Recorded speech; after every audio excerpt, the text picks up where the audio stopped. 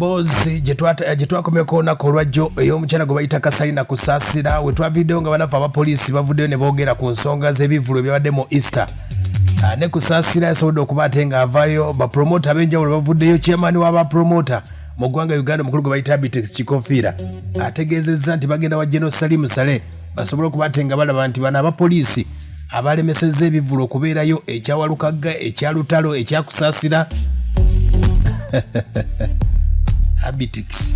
Ensonga zonna nga bwe zaatambudde mwategedde ekivulu kyakusasira basobodde okuba ate nga bakimiriza olw'ensonga yagaana okulaba DPC esaidi ze yendeje gyalina okuba ate nga ategeka ekivulu. Kusasira akoze press conference ng'atunnyonnyola byonna nga bwe byali kuba liwe yatuweeredde yabadde olina obusungu bungi nnyo neera obusungu bubadde tebunnakakana. Kusasira n'asobola okuba ate nga alina bye yagambye byabadde bwe biti. Kyenyiza okukakasa nti mu Uganda wano tewali muntu ali waggulu w'amateeka. Twagenze tufuna ebbaluwa yaffe okuva enaggulu nga batugamba nti tulina okugenda enaggulu tufuna ebbaluwa. Ebbaluwa egyo nafuna enaggulu yalina okukola show bbiri. Show yasookera ddala yali kawuku era twagikola neggwa bulungi yali successful. Ne tuba ne show yokubiri yabadde Kanaaba ekulwe Busaabala. Ku ssaawa ze batugambiddemu nti nno show budget stopping ezabadde essaawa nga 3 nga mwakayingiramu abantu nga 200. Essaawa eno sigiza gamba nti waliwo omuntu ali waggulu w'amateeka naye nze siri waggulu w'amateeka era siyinza kuba nga nsazamu ebikolwa ebirina emitendera gye tulina okuyitamu okuba nti tufuna olukusa okukola show yange mu kugisazaamu nasoose kulaba abaami bazze olwedde twabalino n'abasirikale kubanga osi w'ekifo yagambye nti nze security gye nnina ebadde w'ekitundu ekyo emala okuuma abantu bange okuba nti sheekola ki egwa. Kusasira bw'ategeeza nti ye yalaba bennaggulu bokka DPC w'oku kitundu teyasobola kuba ate nga amulaba. Kati nno abakulu ba poliisi olunaku olwajjo bayogedde ku nsonga zino ez'ebivulu byonna ebyagenda mu maaso ku nsonga ya Kusasira mukulu enanga yagyogeddeko bw'ati. Kati security yali temala n'olw'ensonga eyo abantu ne bafuna obuzibu. Kati oluvannyuma ojja kuddamu okole ebikujjuko abantu baleme okujja olw'okuba nti tewabawa security emala. Bino tubikola kubayamba kutegeka mukolo nga munyuvu nga Kusasira ategeezezza omukulu enanga agendeko ku ground alabe. Mukulu enanga bageze kugenda ku ground. Bayinza kuba bobyogera nga tebagenze ku ground wansi. Ffe tugenda okugenda mu bivulu bino nga tumaze tuwola ssente okitegeera. Sesi namanyiza bagenda kumbalira naye nga sigenda kuzisasula. Poliisi eno zisasula. Okujjako nga bankakasa nti poliisi ebbaluwa gye twafuna okuva enaggulu yali nkyamu. Nga tukyagenda maaso ku nsonga z'omukyala Catherine Kusasira n'omukulu Abitex. Abitex wakingiddemu wano yeewunyizza nnyo omukulu DPC w'essaidi z'endejje. Kati bw'otunuulira omwami gwe bayita Kamugira oba DPC oba RPC ekisooka alina obwarogansi tawuliriza abantu bakulembera tokulembera nti bwana Karugira. Oyina okuwuliriza abantu kuba oyina okulembera abantu tokulembera bisolo. Abantu bajjaawo obavuma twatambudde nga pulezidenti w'abapromota n'entambula n'ow'ebikwekweto nga memba waffe atukubidde tebasitopinze ekivulu n'ogaana otuwuliriza otubuuzamu baani ate bw'omala otubuuzamu baani ate n'ogaa sigwe bbajjo sigwe musinguzi n'oba ng'okozesa obwarogansi mu ofiisi tusaanidde nakubeeramu gwe bwana Karugira. Era tukugamba ffe tulina n'obuyinza obusobola okujja ntikujja mu ofiisi naye si tuli bakozi ba ffujjo kuba okulembera abantu gw'okwasisa amateeka naye ate gw'okulembera okumenya amateeka kubanga konsati eyo yabadde kiriya nga ebbaluwa ogimanyi bulungi nnyo.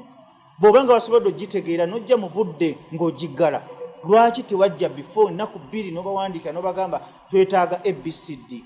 Abantu bayingidde bali munda 10,000 owooza abantu bangi babadde balina kubeeramu bameka. Promota yennyina afuna mu bantu kujja bangi amaze okuteeka milioni ze 40 kiba kitegeeza nti ayagala abantu 50,000 n'okudda wako. Kakati ababeera mu owino nga tobabala ababeera mu owino ababeera mu katale nakasero okeera kubabala. Abitex ne bapromota ab'enjawulo nalabye ku kiwandiiko kye yawandiise ng'ayita ku peegi gye bayita Musinguzi Abe nga pulezidenti w'abapromota mu ggwanga ng'asaba bawandiikidde abakulu ba poliisi inspector of police omukulu Martin Okoth Ochola nga basaba nti abo ba DPC bakendeezebwe amayinja olw'okuba nti bayingidde etteeka lyabwe eribayita Public Order Management Act section number 7 era nga abapromota bo bagamba era bagenda wa Gen Saleh inspector w'abaganye Abitex ulya bwagamba. Nze ndowooza tugenda kuvaayo n'eddoboozi eryawamu nga bapromota naye mu kusooka nga tunaba kuvaayo n'eddoboozi eryawamu tugenda kutambula tugende ewa Salimu Saleh tugenda nkya ssaawa 4 tujja kuba tumaze okutuuka ewa Salimu Saleh era nkutegeera ewa Salimu Saleh tetuze kusabiriza kubanga ebiseera bya lockdown twaswalaswala ne tuswaluka ne n'otuwuliriza n'ogamba tugenda kubaggula tukoye ba artists okujja ewuwo ne tukiwuliriza ne batugudde ate poliisi etuggala kati mwagala tukole ki twagala kuva kujja enkya bonna bwe bastoppingidde ebivulu tugenda kujja Fort Portal oyo baye RPC o DPC bamuyita ono ani ono DPC we Fort Portal ya stoppinga concert ya David Lutalo na stoppinga show eya mulongo babiri ne ba stoppinga show ya Walukaga ba stoppinze show yo ku kalenda yensonga ezo omukulu wa Abitex ye bwategeeza wabula omukulu Luko Wesigire yategeezeza ku nsonga nga bwe zatambudde abatagobedde mateeka alipooti ya Easter badde bweti Easter Monday yabaddemu ebikujjuko bingi era njagala kubategeeza nti mu bungi bwabyo poliisi yasobodde okwatagana n'abategesi b'ebivulu bino n'esobola okuba nti ekwatagana n'abantu bonna ababadde basobola okuba nti no babyetabamu okulaba nti no bigenda mu maaso bulungi. Of course abo bokka abaatuyise n'abatutegeezezzaako nti balina ebivulu betwakiriza bokka okubeera nabyo wadde nga mwabaddemu okusomooza kw'okunyakula amasimu naddala mu bivulu munda naye okutwaliza awamu entebe wano ekabalagala byebimu kweyo lipooti emu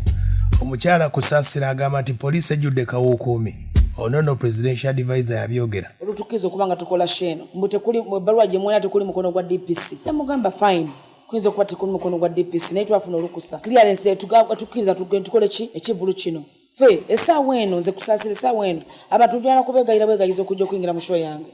njala kubasaba busabi n'abategesi b'ebivulu essaawa tebasa kuteeka Catherine Kusasira bantya why because bagamba ta abo tebabagala kubanga bawagezi baki ba NRM kakati essaawa eno bank sobodde okufuna abantu mu kivulu kyange nga bazza abantu 12 nga sibegayiridde sifukamidde wabula ngamba bazze ne basasula sente zaabwe okujja okundaba n'osalamu ekivulu kyange obanga alina ekigendererwa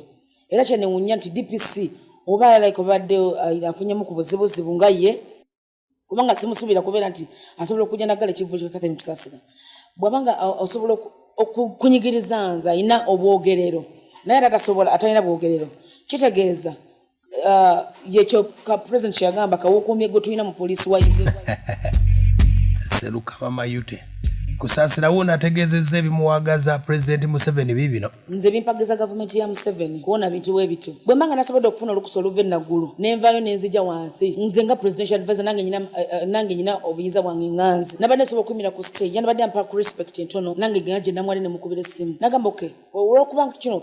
you have to oyinza okufevaringamu akatono as a presidential advisor kubanga mpesa mu amaaso bogayisa mu president okitegeera bwe mbanga nafunye ebbaluwa